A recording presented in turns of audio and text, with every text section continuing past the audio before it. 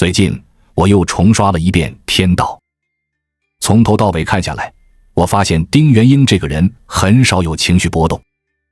柏林的资金被人故意冻结，他连生存都成问题，这种时刻他没有为自己争辩过半句。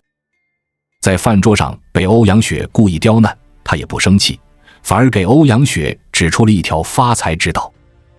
他费尽心力扶贫王庙村，但王庙村的叶、冯、刘三人却屡屡质疑他的决定。丁元英也只是淡淡的说了一句：“你们请我说我就多句嘴，不请我说我就闭上嘴。”他从不为任何的人或是发火动怒，仿佛世间的一切都在他的掌控之中。丁元英前妻就曾这样评价他：他永远都不会跟你吵，他的每一个毛孔里都渗透着对世俗文化的居高临下的包容。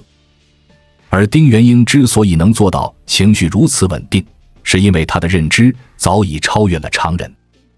一、不计较，是因为不在乎。放眼《天道》这部剧，丁元英被人误解、刁难过很多次。大多人遇到这种事，可能早就怒发冲冠了。但丁元英呢，始终跟个没事人一样，仿佛那些是非跟他一点关系也没有。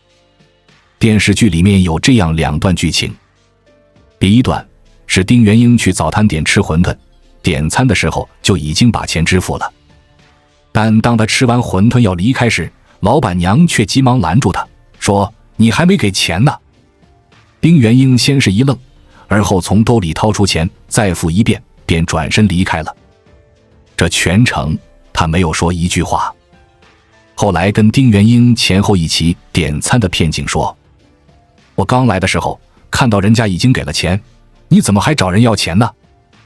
老板娘尴尬地笑了笑说：“忘了。”很多人这里就看不明白，丁元英明明给了钱，为什么不辩解？其实丁元英不愿和俗人计较的观念是刻在骨子里的。他这一观念在与欧阳雪交锋的片段里表现得尤为明显。当时芮小丹已经在不知不觉间爱上了丁元英，但丁元英总是以一副居高临下的态度示人。对此，身为芮小丹好友的欧阳雪很气愤，他打定主意要将此人拉下神台，坚决不让他高高在上。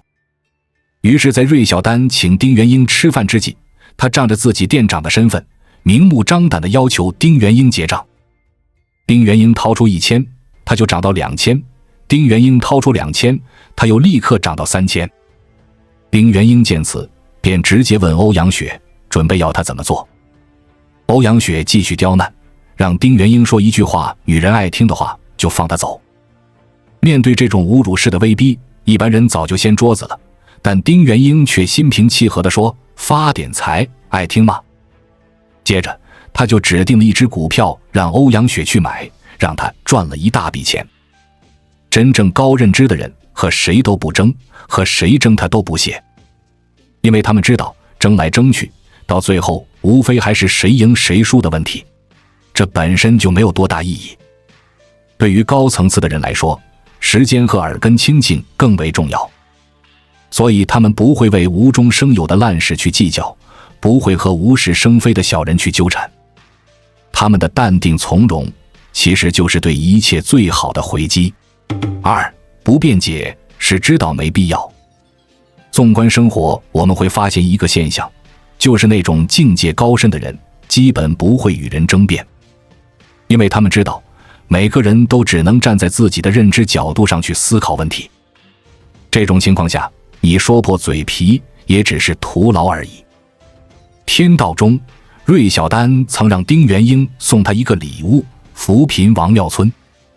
恰好这时王庙村的叶小明、冯世杰、刘冰3人也找上了门来寻求帮助。尽管丁元英知道扶贫这件事本身就吃力不讨好，还可能会让他背上骂名，但丁元英还是义无反顾地答应了下来。于是他们几人一拍即合，创建了格律诗公司，生产经营音响。靠着这一营生，王庙村的农民成功脱贫，叶、冯、刘3人也实现了阶层的蜕变，成了业内的知名人物。但很快，矛盾就出现了。丁元英为了公司的长远发展，让叶、冯、刘三人将公司音响以超低的价格出售，没想到引来了三人的质疑。丁元英没有解释什么，他知道由于人自身视野格局的局限性，即便他解释了，他们也不可能懂，所以只是吩咐他们去执行，这也让叶、冯、刘三人对他的意见越来越大。之后，格律诗音响公司因为销售超低价音响，给龙头企业乐盛集团的市场造成了冲击，被对方告上了法庭。叶、冯、刘三人又愤怒又惊恐，他们担心打不赢官司会保不住自己的利益，于是火速退了股，把烂摊子全丢给了丁元英。甚至叶晓明还指责丁元英虚荣，纯粹为了表现自己的不一样而标新立异，根本不管他们的死活。但他们却忘了，当初是他们求着丁元英帮忙，如今也是他们要临阵脱逃。结果到最后，反倒什么都成了丁元英的错。面对这样的倒打一耙，丁元英还是没有争辩什么，只是说自己的事情是应该自己做主，别的没什么。而最后的结果也恰如丁元英所料，格律诗公司胜诉，市值翻了好几番，还成功和乐盛集团达成了合作。媒体人时宜说过，不同格局的人是没办法坐在一张桌子上谈事情的。你跟他聊以后，他能看到的只有眼前；你跟他聊布局，他想要的却只有短期的利益。这个时候，你生气也好，解释也罢，其实都是多余的，因为你们不在一个层面。正如村上春树说的那样，不解释就明白不了的东西，即使解释了也明白不了。既如此，倒不如不做理会，任由别人评说，我们自己走好自己的路。3. 认知高的人情绪都很稳定。有人做过一个比喻，认知低的人就像站在一层，眼里所见全是鸡毛蒜皮，动不动就会情绪失控。而认知高的人则站在高层，他视野开阔，能笑看风云，以旁观者的视角注视着一切。丁元英就是后者。天道中讲到，丁元英一生有2次最为哀痛的时刻，在那2次变故中，丁元英却不似世人那般痛哭流涕，甚至表现得有些冷血。一次是他父亲病危，医生告诉丁元英，他父亲能救活的希望不大，即便是救活了，也是植物人。面对这样的噩耗，丁元英只是平静地问医生，那怎么样才能让我父亲死？因为这句话，他被全家人指责。但丁元英却始终没改变自己的主意，因为他知道父亲要强了一辈子，比起做一个植物人，父亲更希望有尊严的离开。所以后来接到父亲去世的消息时，他没有流眼泪，坦然选择了接受。还有一次是他的灵魂伴侣芮小丹遇难。芮小丹去世之前曾给丁元英打过一通电话，说他要去执行一项很危险的任务。丁元英听后明白这是芮小丹的最终抉择，所以没有出一言阻止。也正是这次的一言不发，让他在很长一段时间里都饱受指责。在我们进一步探索之前，我们有一个激动人心的消息要告诉大家，我们已经开通会员功能了。现在您可以加入我们的会员大家庭，享受会员专属影片和更多独家内容。别忘了关注才知道，并点击小铃铛，我们将继续揭示更多关于金钱的真相，祝你迅速实现财务自由。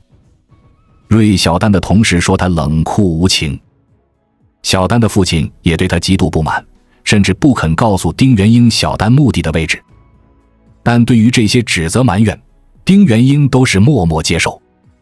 对于至亲的离去，他也始终抱着允许和尊重的心态，因为他知道个人有个人的因果，个人有个人的命运。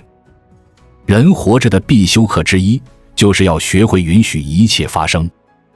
你要知道，能折磨你的无非是你在乎的，能困扰你的无非是你计较的。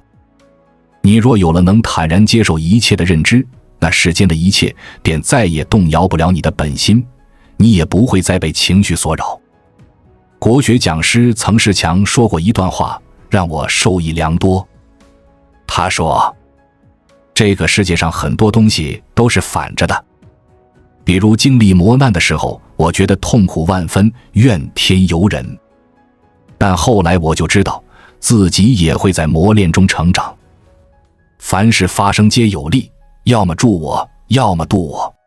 人生于世，没有谁会永远一帆风顺，也不会有谁的人生永远毫无缺憾。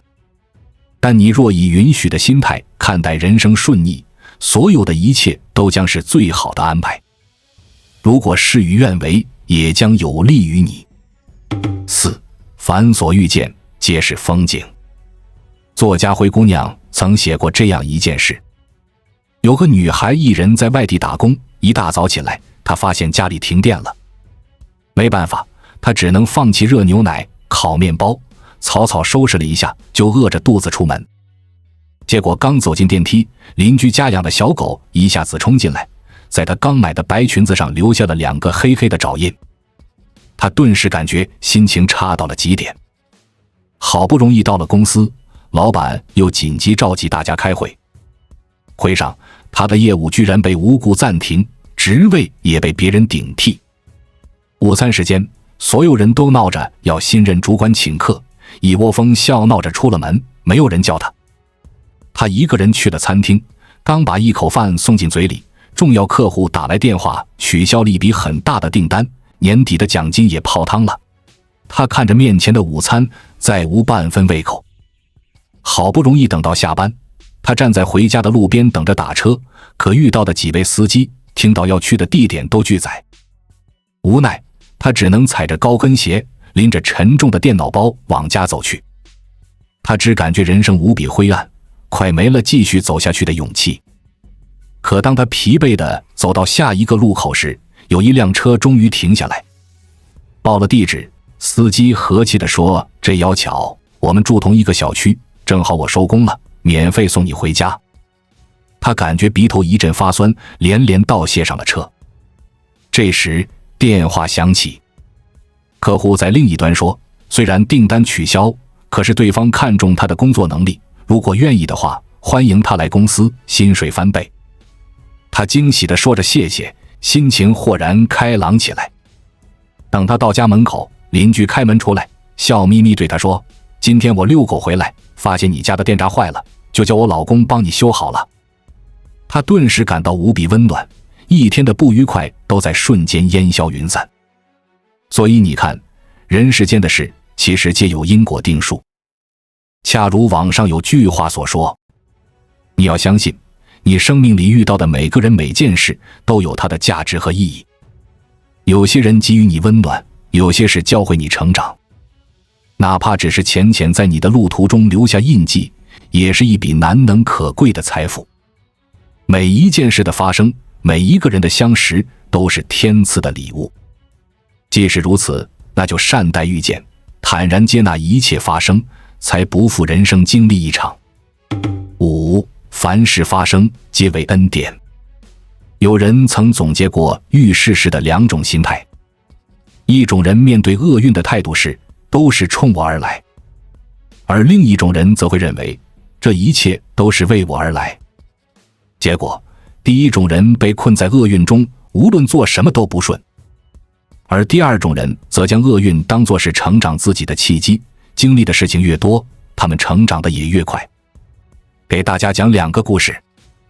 第一个故事的主人公是一位名叫胡波的年轻导演，他在29岁时就已经出版了2本书，还自编自导了一部电影。但由于时运不济，他拍的电影上映不了，他的生活也陷入了窘迫。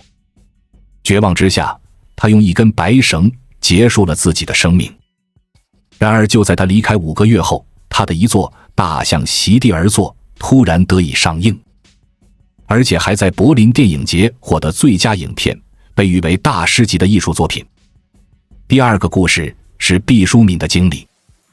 毕淑敏17岁时被安排到阿里部队任医务人员。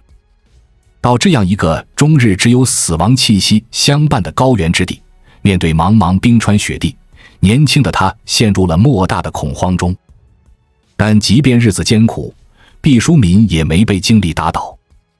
他说，只要精神不垮，其实还是可以有希望在前方。于是他重整心态，让自己接受继承的事实，并好好活下去。在服役的11年里，他不仅在医学上收获了巨大的成就，还以亲身经历为背景，写出了数部优秀的作品，成为知名的作家。其实人生中的苦也好，难也罢，都不是冲你而来，而是因你而来。他们的出现并非为了为难你，而是要教会你些什么。你经历的伤痛会磨砺你的心性，让你迅速成长。你尝过的苦涩会丰富你的生命，让你体会到人生的百种滋味。凡事发生都有缘由，好事坏事皆是恩典。就像作家桐华曾说的，所有的经历，只要我们真心实意地对待，都会变成我们生命中的最美时光。6. 一切皆可为我所用。一书曾说，生活给我蜜糖，我就安享蜜糖；生活给我苦难，我就披甲上阵。在内心强大的人眼里，一切皆于他有利，一切皆可为他所用。在比利时有一位警察，听力非凡，他可以从不同时间、不同环境中辨别出声音的细微差异。比如，他能凭借窃听器里嘈杂的汽车引擎声，判断犯罪嫌疑人驾驶的是一辆标致、本田还是奔驰。他能通过房屋墙壁的回声，推断出嫌疑人此时是身处机场大厅，还是藏身于喧闹的餐馆，或是在呼啸的列车上。这项能力使他成为警局中对抗恐怖组织犯罪的珍贵人才。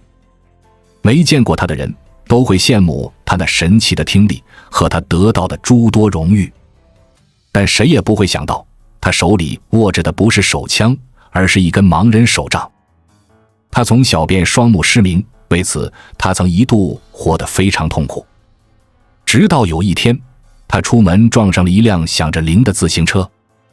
他愤怒地责备对方，为什么明明知道他眼睛看不见，还故意撞上来。那人却说，我的铃按得那么响，你眼睛看不见，可以用耳朵听。这一句话让他醍醐灌顶，是啊，我还有耳朵。此后他不再忌讳别人说自己是盲人，而是开始利用他敏锐的听力去感受世界。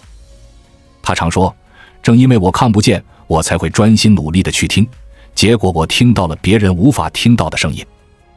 所以你看，世间的得与失，福与祸，本就是相伴相生。很多时候你觉得福对你有利，但你以为的祸未必不能以另一种方式成全你。任何事情的出现，其实都可以丰富你，成就你。以一颗宽大的心去接纳，所有发生便都能为我们所用。人和人之间的关系并不是只有温暖和爱，有时候会有力量的角逐和博弈，有时候甚至是一种吃人的关系。一方吃人，一方被吃。自己的能量、时间、自信、运气成为别人的养分，对方日渐丰盈，自己日趋凋敝。这样的关系是人生最大的灾难，趁早远离才是最明智的选择。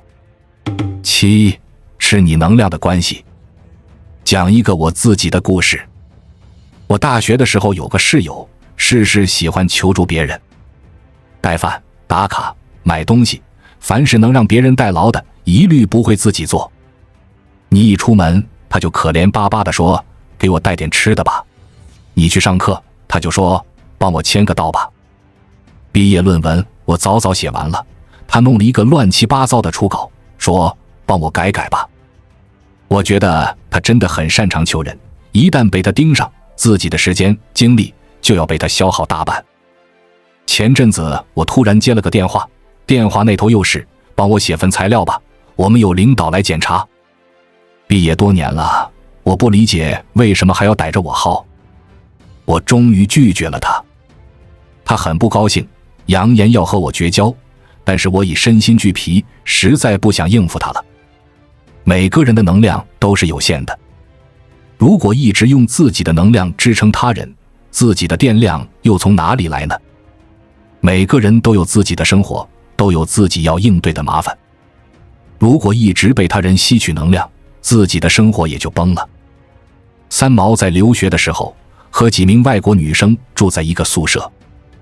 宿舍的几个外国女学生散漫成性，内衣鞋袜到处扔，每次都是三毛帮忙打扫。日复一日，三毛几乎成了这几个人的女佣。每天上完课还要回来收拾好几个人的卫生，时间久了，三毛苦不堪言。有一天，三毛身体不适，没有打扫。室友回来之后，居然开始指责三毛懒惰，三毛忍无可忍，奋起还击。他把一些原本整齐的物件乱扔出去，口中大喊：我也是前来留学的，不是你们花钱雇来的佣人，我凭什么一定要给你们收拾房间？我做了这么多，你们领情吗？你们难道就不会自己动手整理吗？室友看到平日温声细语的三毛居然这么横，顿时没了脾气。以后再也没有人敢使唤三毛了，三毛也终于得以在苦役中摆脱。圈层突围中有个黑洞人的概念，他们以别人的能量为食，总是喜欢拿别人当免费的充电宝，总是为这样的人续航，只能造成严重的自我损耗。每个人的储能是有限的，守好自己的能量才是成年人最大的清醒。8. 是你自信的关系。1939年，美国爱荷华大学的一个研究小组做了一个恶魔实验。他们找来22名孤儿，每当他们说话的时候，就开始粗暴打断他们，并且指责这些孩子口吃。其中有一半的孩子原本都口齿伶俐，但是实验一段时间后，竟然真的变得口齿不清，甚至说话结结巴巴。多年以后，一个参与该实验的孩子已经变成了垂暮老者，他站出来指责这个实验是恶魔实验。在实验结束后，他再也改不掉口吃的毛病，后来更是患上了抑郁症，在痛苦与自我封闭中度过了艰难的一生。曾奇峰说，一个被持续否定的人，无异于时刻在接受法庭的审判。那些持续打压你的人，会慢慢吃掉你的自信，让你变得一无是处，自卑内耗。时间久了，人也就废了。爱自己的最好方式，就是离这样的人远一点。在一所初中，有个小男孩绘画风格别具一格，但是老师无法欣赏他的画作，经常给他的绘画批0分，甚至有一次公开在全班面前骂他：你简直是在糟践艺术。小男孩慢慢被打击得没了自信，开始不愿作画，并选择了退学。退学后，一次非常偶然的机会，他的画作被《漫画 Action》杂志编辑赏识并发表。杂志一经上市就获得追捧，小男孩这才明白，原来大家喜欢他的画作。他画画的热情被重新点燃。几年后，一部叫《蜡笔小新》的漫画风靡全球。这个小男孩就是日本著名漫画家臼井仪人。心理学上有个罗森塔尔效应，正向期待会让对方朝着积极的方向发展，否定打压则会让对方朝着消极的方向发展。言语上的持续否定是一种灵魂上的谋杀。否定你的人会吃尽你的自信，毁掉你的自尊，让你一蹶不振。当有人试图贬低你，适时与之切割关系，保持距离，才是对自己应有的保护。9. 是你运气的关系。博主汤敏讲过一个自己的故事。他自己有个朋友特别喜欢吐槽工作中的人际关系，家庭里的鸡毛蒜皮，遇到啥不顺心的事情都要抱怨2句。汤敏上班的时候，朋友不停发微信消息，下班的时候，朋友就开始打电话，一打就是1-2个小时。汤敏感觉自己就是一个负能量消化机，这一轮还没有消化，下一轮就来了。时间久了，汤敏发现自己一个开朗阳光的人，居然也开始学会抱怨了。2人也因此越陷越深，一同坠入了负能量的深渊。无论工作还是生活，都开始变得一团糟。国外有位作家研究过一个很有意思的现象，人的心态影响人的运势。遇到问题，如果这个人认为一定没问题，肯定有办法，那么他的运气往往也不错，无论什么困难，他总能渡过难关。但是如果一个人自怨自艾，认为我怎么这么倒霉都怪老天，那么这个人的运气通常不好，不仅容易遇到挫折，还容易厄运连连。人与人之间的磁场是可以相互影响的。如果身边的人总是一脸衰样，满身衰气，那自己的运气也不会好到哪里去。李笑来讲过一个自己的故事。他有一次刚从国外回来，有个朋友来找他。朋友来了，刚坐下就开始各种抱怨，什么领导没有责任心，妻子太唠叨，孩子成绩不好，各种负能量倾泻而出。过了一会儿，李笑来发现自己居然也开始情不自禁地发牢骚。他马上意识到自己被传染了，赶紧终止了聊天，之后也很少再见这个朋友了。中年人的世界兵荒马乱，如果把自己当成别人的情绪垃圾桶，那自己的运气只会越来越差。远离负能量的人，多做高能量的事，为自己打造一个正向的磁场，人生才能好运连连，事半功倍。10. 在生态学中有一种绞杀现象，通常是说藤蔓缠绕大树，一边汲取大树的养分，一边抢夺大树的阳光。在藤蔓的绞杀下，大树会逐渐耗尽能量，走向死亡。人际关系中也存在同样的绞杀关系，他们吸食别人的能量来充盈自身，打压别人的自信来凸显优越，肆意传播负能量，让别人当他的情绪垃圾桶。和这样的人相处久了，人也会变得像大树一样，慢慢失去生机。永远不要用自己的生命能量来维系一段吃人的关系，净化自己的圈子，多跟滋养你的人在一起，才能有足够的能量开启属于自己的美好。最后再给大家讲个故事。作家冯骥才家里有一年遭了贼，很多贵重物品都被洗劫一空。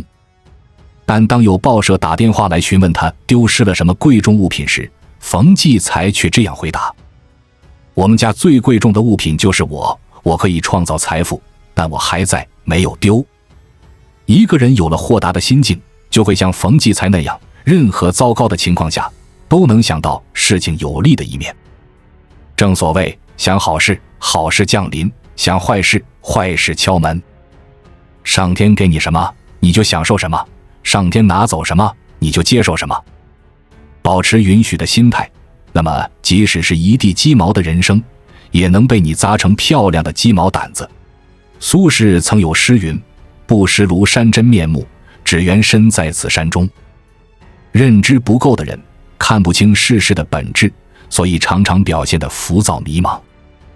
而一览全局的人早就洞悉了世事的真相，因此无论外界如何风云变幻，他们始终都能从容以对。